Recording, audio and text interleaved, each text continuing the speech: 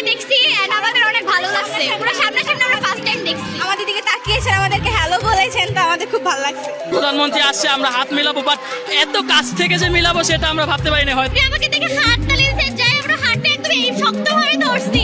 আমরা হ্যান্ডশেক করার সুযোগ পাইছি তার সাথে, অনেক ভালো। এরকম মানুষ আমরা আগে পাইনি। আমার অনেক ভালো লাগছে, মানে সামনাসামনি যে দেখছে অনেক ভালো লাগছে।